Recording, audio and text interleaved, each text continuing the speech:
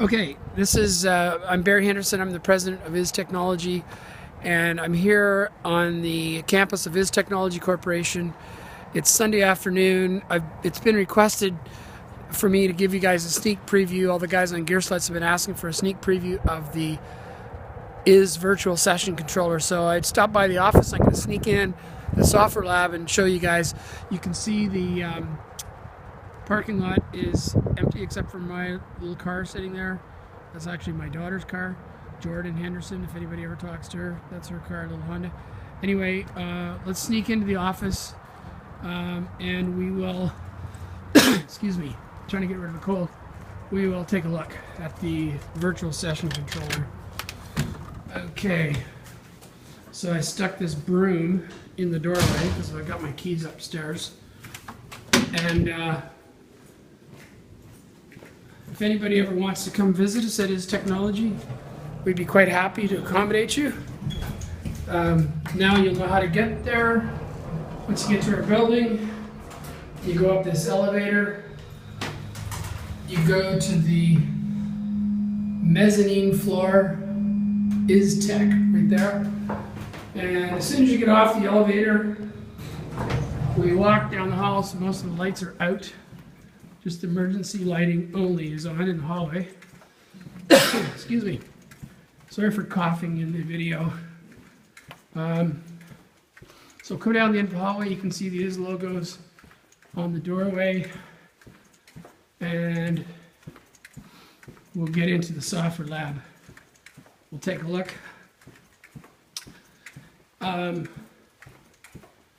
Here we go. Is Technology. Put the little lever down, let the door close, lock behind me. Okay, employees only. So you guys consider yourselves employees. By the way, here is the original Team Otari Radar 1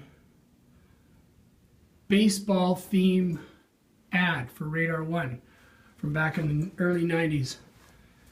And here's the Radar 2 Otari ad. We never really did get into the baseball theme. Okay, here we go. Here we are. And here it is. There is the virtual session controller. And you can see we've got a fader here. And I'm going to grab a couple of faders, move them together. There's a little bit of slack there, but we'll have to play with that and adjust that out. You can see, let me take you over and show you the actual session controller first. Excuse me, this is the session, the regular session controller of Radar, which we have now completely reconfigured and given it a Pro Tools functionality. So we've got our track arming up here, tracks 1 through 24. But you can see that, get focused here, we've put labels 72, 96, 48, 120 on every single key. So when you use the bank switches, you've got 8 banks. 1 through 24 is bank 1, all the way up to bank 8. 169 through 192. And then the purple is a shifted function. So you can shift and arm tracks 193 all the way up to 384. So you've got 384 track arming capability. And you've also got direct locates. This is really cool. If you want to go to locate 12 in Pro Tools, you just hit 12, you're there. You want to go to locate 16, you hit 16. If you want to go to locate 26, you double tap the 10 key. Boom, you're at locate 26. Much easier than in Pro Tools going period 12 period. 4 keystrokes. 4 keystrokes have been reduced to 1 keystroke in the Is session controller. There's the Radar Studio session controller. Okay, so what we've done is we've taken the QWERTY keyboard, we've added Control, Shift, Tab, Option, and Apple keys. So we've got the Windows version, we get the Mac version. You can easily hit the Shift button and shift your setup, and you can just press, right now it's set to Mac, but you can just hit the 1 key and then it's Mac and hit 2 key and it switches to Windows. So you can easily flip back and forth if you're a Windows guy or a Mac guy, and then the session controller behaves as either a Mac keyboard for your Mac guy's muscle memory or as a Windows keyboard for your Windows guy's muscle memory. Here's your Pro Tools 5 zoomer keys. Here's your regular zoom in out. Then you've got dedicated buttons you can reconfigure all the track arming to be either arm, input, solo, mute, select, or zoom solo, which is a radar only function. And then you've got 12 macro keys that are the regular 12 F keys, but they're also programmable. So if I want to program to arm 5 tracks, I can just hit Shift F2. F2 starts to flash, and then when it's flashing, I can now program my track arms. Then I hit F2, then I've programmed that macro. So actually I didn't program that because I didn't do anything. So I'm going to hit that, arm a track. Now I'm going to hit F2. Now it's flashing fast, which means, oops, now it's programmed. So that F key is programmed to do track arm. And then you've got F key bank. So you got F key bank 13 to 24, which gives you programmable F keys 13 to 24. And then you've got another bank, 25 through 36. So you've got a total of 36 user programmable macro keys. Now, what we did is we took this whole session controller, including you got your select and your nudge and your start end, beginning, start end, sync, chase. You can flip between your Pro Tools edit window and your mix window just by the touch of a button. You just hit the window button, flips back and forth. You've got a safe button to lock out the entire keyboard so nobody else can mess with it. You've got a CPU button, which is really cool.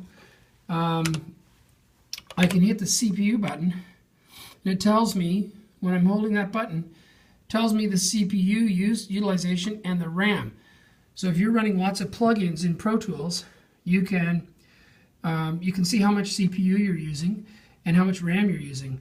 I can also press the disk usage button, and there's my record drive. It's 14 gig drive.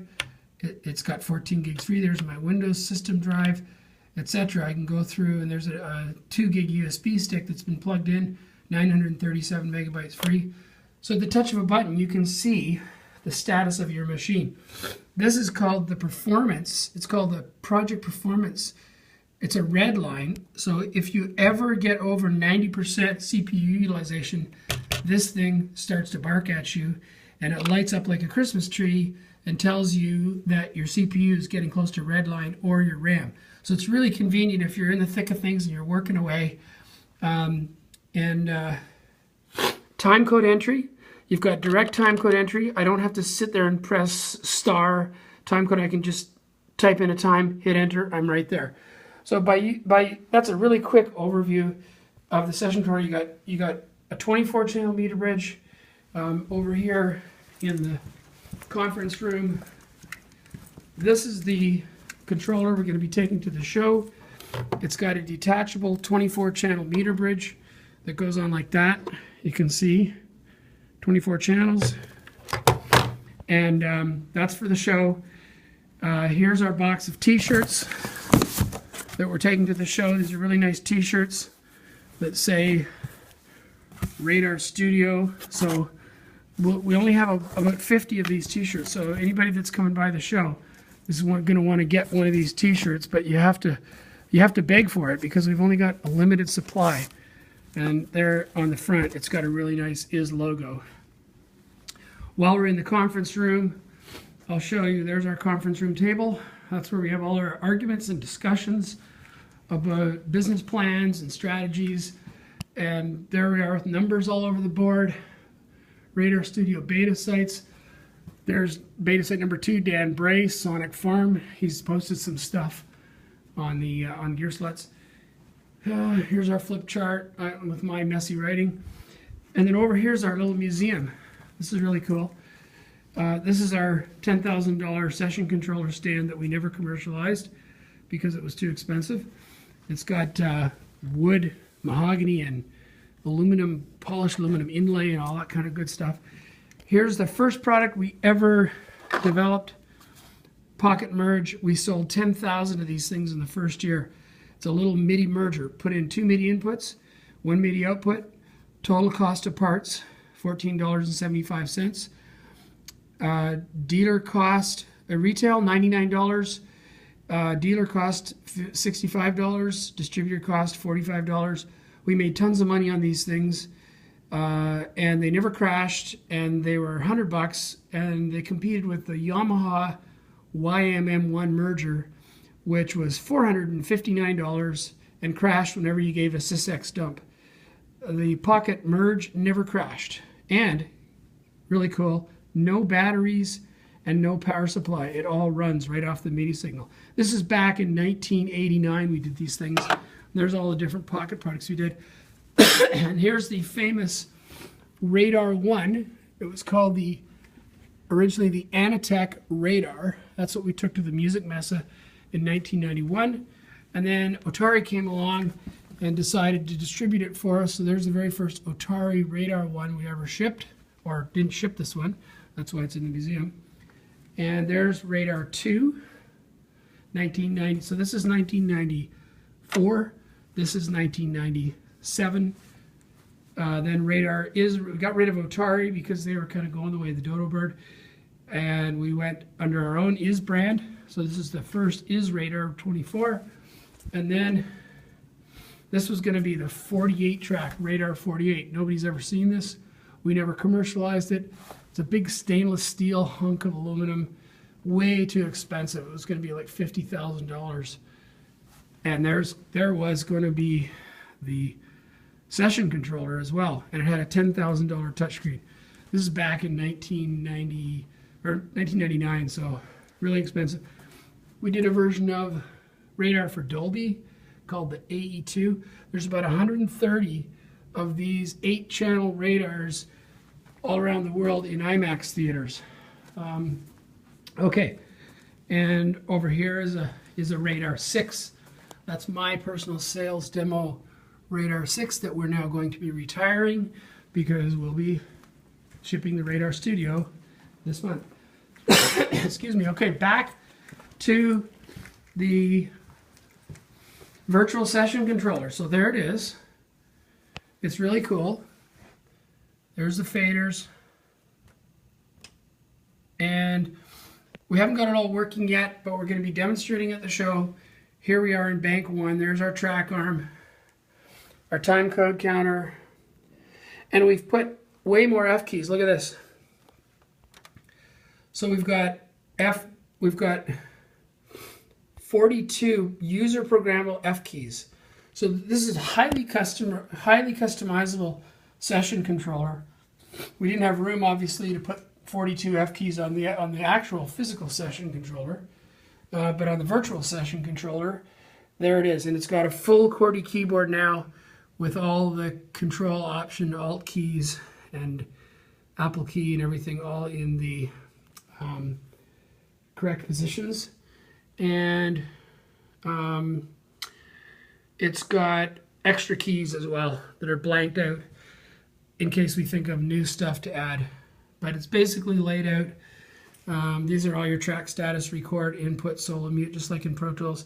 Here's your scribble strips, so you can just double tap those and change your scribble strip name. Conveniently, here's the save button, save as, new, recent, open. So it's really easy just to hit recent, boom, up comes a list of your projects, hit enter, and away you go. So okay, there you go. I promised you a little sneak preview, and I hope you guys enjoyed that. Hope I didn't go on too long and bore you. But see those of you who come to the NAMM show, at the NAMM show, I'm really looking forward to it. It'll be a lot of fun. Bye.